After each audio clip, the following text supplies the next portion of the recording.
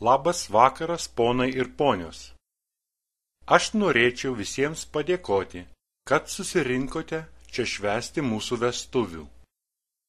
Meilė yra neapsakoma jėga, kuri priverčia mus padaryti dalykus, kurių mes niekada negalvojome, jog esame pajėgus padaryti. Mes nepasirenkame meilės, meilė pasirenka mus. Tada mes esame bejėgus pasipriešinti. Aš niekada negalvojau, kad galėsiu įsimylėti, kol mano išsvajota moteris atėjo į mano gyvenimą.